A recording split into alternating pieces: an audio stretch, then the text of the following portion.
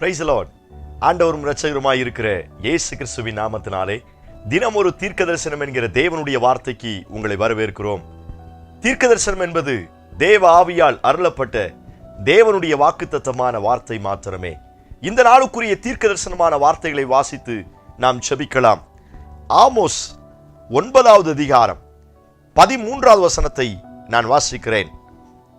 பர்வதங்கள் திராட்சரசமாய் வடிகிறதும் மேடுகளெல்லாம் கரைகிறதுமான நாட்கள் வரும் என்று கர்த்தர் சொல்லுகிறார். கர்த்ததாமே இந்த வார்த்தைகளை நமக்கு ஆசீர்வதித்து தருவாராக. இந்த நாளுக்கு தேவன் கொடுக்கிற தீர்க்க தரிசனமான வார்த்தை, மேடுகளெல்லாம் கரைகிறதுமான நாட்கள் வரும் என்று கர்த்தர் சொல்லுகிறார். இந்த சத்தத்தை கேட்கிற நீங்கள் யாராயிருந்தாலும் சரி, உங்களுக்கு நேரே இன்றைக்கு தேவன் தம்முடைய வார்த்தையை தீர்க்க தரிசனமாய் சொல்லுகிறார்.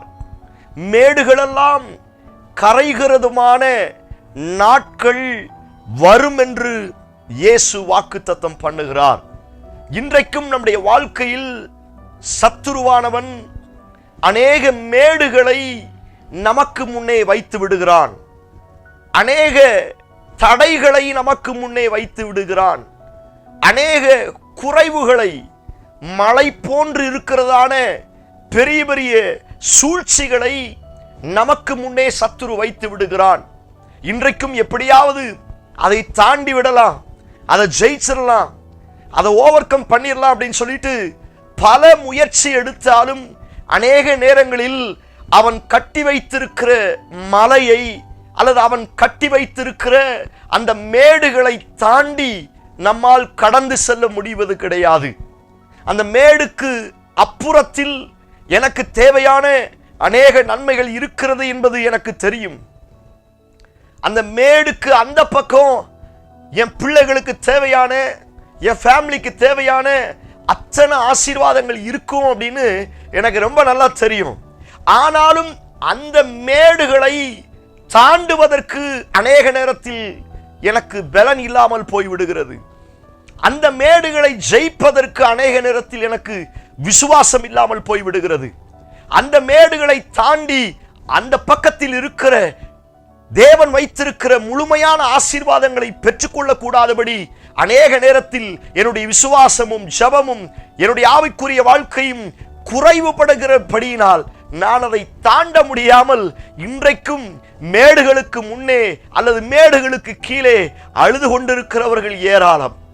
ஒருவேளை நீங்கள் அப்படிப்பட்ட நிலைமையில் இந்த சத்தத்தை கேட்பீர்கள் என்று சொன்னால், உங்களை பார்த்துத்தான் ஆண்டவர் தீர்க்க தரிசனமாய் சொல்லுகிறார். உன்னுடைய வாழ்க்கைக்கு முன்னே, உன்னுடைய குடும்பத்திற்கு முன்னே அவன் கட்டி வைத்திருக்கிற எல்லா மேடுகள் எல்லாம் கரைகிற நாட்கள் வரும் என்று இயேசு வாக்கு தத்தம் பண்ணுகிறார். எத்தனை பேர் இந்த வார்த்தைக்கு ஆமேன் சொல்றீங்க? இந்த வார்த்தையை விசுவாசத்தோடு ஆமேன் சொல்லி ஏற்றுக்கொள்ளுங்க. உங்களுக்கு தெரியும் உங்க பிசினஸ்ல எவ்வளவு பெரிய மேடு இருக்குது. அந்த மேடை தாண்ட முடியாதபடி நீங்கள் எவ்வளவு சிரமப்பட்டு கொண்டு இருக்கிறீங்க. இந்த மேட்ல இருந்து யார் என்னை விடுவிப்பா, இந்த மேட்ல இருந்து எப்படி நான் வெளியே வரப்போறேன், நீங்கள் எத்தனை முறை ஏங்கி கொண்டிருக்கிறீர்கள். ஆண்டவர் சொல்லுகிறார், உங்க பிசினஸுக்கு விரோதமாய், உங்க கையின் பிரயாசத்துக்கு விரோதமாய், உங்க பொருளாதாரத்துக்கு விரோதமாய் அவன் கட்டி வைத்திருக்கிற எல்லா மேடுகளும் கரைகிற நாட்கள் வரும் என்று கர்த்தர் வாக்குத்தத்தம் பண்ணுகிறார். ஓ பிரைஸ் காட், ஹல்லேலூயா. இந்த வார்த்தையை கேட்கும் பொழுதே ஆவியிலே நிரம்பி நீங்கள் செபிக்க ஆரம்பிங்க. நீங்கள் செபிக்க செபிக்க சில மேடுகள் இன்றைக்கு கரைவதை உங்கள் கண்களால் பார்க்க முடியும். ஓ பிரைஸ் காட். எத்தனை பேர் இந்த வார்த்தைக்கு ஆமென் சொல்றீங்க? ஆண்டவருடைய வார்த்தை வெறும் நாளும் வெறுமையாய் திரும்பாது என்று வேத வசனம் சொல்லி இருக்கிறது. நான் வசனத்தை உங்களிடத்தில் பேசிக் கொண்டிருக்கிறேன். இந்த வார்த்தைக்கு ஜீவன் இருக்கிறது, இந்த வார்த்தைக்கு உயிர் இருக்கிறது. சோத்திரம். இந்த வார்த்தையை ஆமென் சொல்லி ஏற்றுக்கொள்ளுங்க.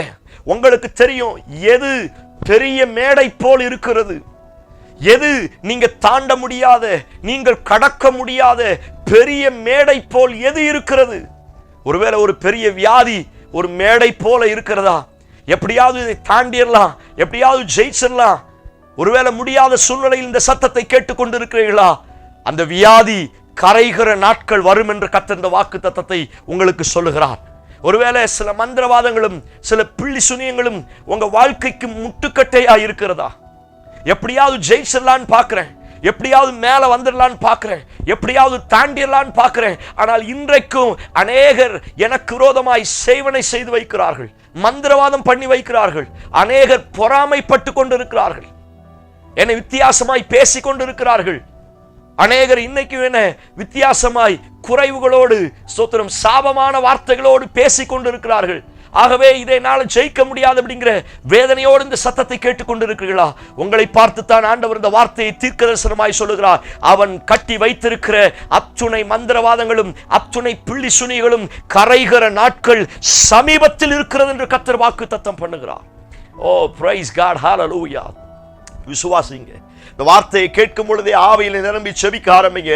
ஆண்டவரே, என் பிசினஸ்ல கையின் பிரயாசத்துல காணப்படுகிற மேடுகள் கரைந்து போவதாக, சில வியாதிகள் கரைந்து போவதாக, சில மந்திரவாதத்தின் வல்லமைகள் கரைந்து போவதாக நீங்கள் சொல்ல சொல்ல அந்த மேடுகள் கரைகிற நாட்கள் உங்களுக்கு வரும் என்று கர்த்தர் சொல்லுகிறார்.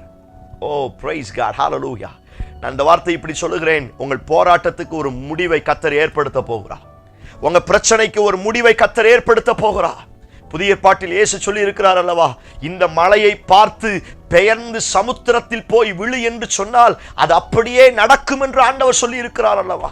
அது எவ்வளவு பெரிய மேடுகளாய் இருந்தாலும் சரி, என் வாயின் வார்த்தையில் இயேசுவின் நாமத்தை சொல்லி விசுவாசமாய் பேச பேச அத்துணை மலைகளையும் ஆண்டவர் கரைந்து போக செய்ய வல்லமுள்ளவராய் இருக்கிறார். எத்தனை பேர் ஆமென் சொல்றீங்க? ஆமென், ஹல்லேலூயா, ஸ்தோத்திரம். பழைய ஏற்பாட்டில் வாசிக்கிறோம் சங்கீதத்தில், கர்த்தரின் பிரசன்னத்தினால் பர்வதங்கள் மெழுகு போல உருகிற்று. அது ஆண்டவரின் பிரசன்னத்தினாலே உருகி போயிற்று. நான் சொல்லுகிறேன், உங்கள் மேடுகளை குறித்து நீங்கள் கவலைப்பட்டது போதும். சத்துரு கட்டி வைத்திருக்கிற சில மனுஷிக வல்லமைகள், கட்டி வைத்திருக்கிற சில பொறாமைகள், சில வன்கண்கள், சில மந்திரவாதங்கள், சில அசுத்தாவியின் வல்லமைகள், எந்த வல்லமைகள் எல்லாம் உங்க வாழ்க்கைக்கு விரோதமாய், பிள்ளைகளுக்கு விரோதமாய், கையின் பிரயாசத்துக்கு விரோதமாய், ஆவிக்குரிய வாழ்க்கைக்கு விரோதமாய் எத்துணை மேடுகளை அவன் கட்டி வைத்திருந்தாலும் இன்றைக்கு தேவன் தம்முடைய பிரசன்னத்தை அனுப்பி அவைகளை கரைய செய்ய போகிறார். ஓ பிரைஸ் காட், ஆமென், ஆமென் சொல்லி ஏற்றுக்கொள்ளுங்க. இந்த வார்த்தையை நான் தீர்க்கதரிசனமாய் சொல்லுகிறேன். அந்த நாட்கள் வரப்போகிறது. ஹல்லேலூயா. கரைகிற நாட்கள் வரப்போகிறது. சகோதரியே, சகோதரனே, உங்களை பார்த்து தான் இந்த வார்த்தையை சொல்லுகிறார். கரைகிற நாட்கள் வரப்போகிறது. ஹல்லேலூயா. எத்தனை வருஷமா முன்னாடி நின்னுச்சு, எத்தனை மாதமா முன்னாடி இருந்துச்சு, எத்தனையோ தட்டி பார்த்தீங்கல்ல, எத்தனையோ அழுது பார்த்தீங்கல்ல, எத்தனையோ உபவாசம் பண்ணி பார்த்தீங்கல்ல. சகோதரனே, சகோதரியே, இந்த வார்த்தையை ஆண்டவர் உங்களுக்கு தீர்க்கதரிசனமாய் சொல்லுகிறார். இதுவரை அவன் கட்டி வைத்திருந்த எல்லா மேடுகளும் கரைகிற நாட்கள் வரும் என்று கர்த்தர் வாக்கு தத்தம் பண்ணுகிறார். Praise God. Hallelujah. சொல்லுங்க, இந்த வார்த்தையை கேட்கும் பொழுதே சொல்லுங்க, கரைகிற நாட்கள் வந்துருச்சு. என் பிள்ளைங்க வாழ்க்கையில முன்னாடி நிக்கிற மேடு கரைகிற நாட்கள் வந்துருச்சு. சொல்லுங்க, நீங்க அறுவடை செய்ய போறீங்க. Praise God. Hallelujah.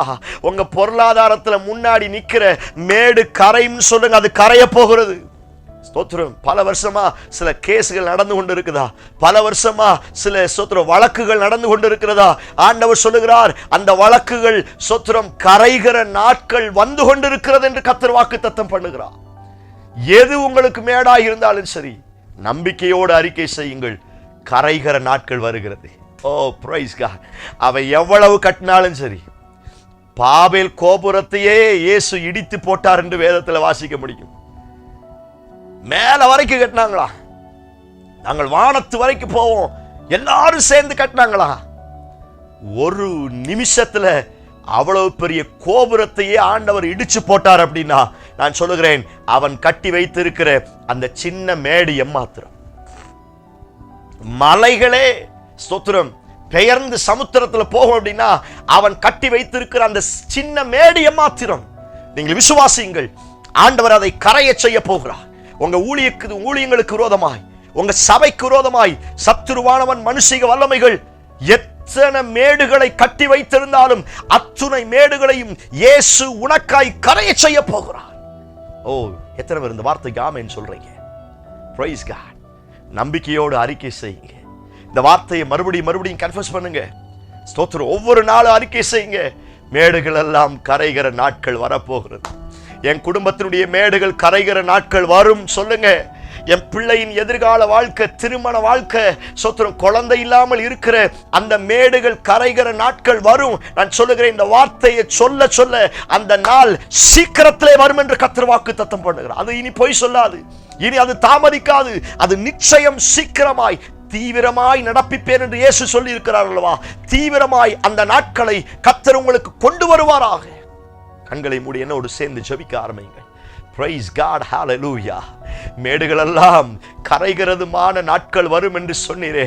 எத்தனை மேடுகள் இருந்தாலும் அத்தனை மேடுகளும் இன்றைக்கு உம்முடைய பிரசன்னத்தினாலே, உம்முடைய வார்த்தையினாலே என் தேவன் அவைகளை கரைய செய்வீராக என்று நான் ஜெபிக்கிறேன். என் ஜனங்களை கர்த்தர் விடுவிப்பீராக. ஒரு சமாதானமுள்ள ஒரு லைஃப் வாழ என் ஜனங்களை ஆசீர்வதிப்பீராக. அந்த நாள் துரிதமாய் வருவதாக, அந்த நாள் சீக்கிரத்தில் வருவதாக. முன்னே நிற்கிற அத்துணை மேடுகளும் இன்றைக்கு கரைந்து போகிறபடினால் உமக்கு ஸ்தோத்திரம்.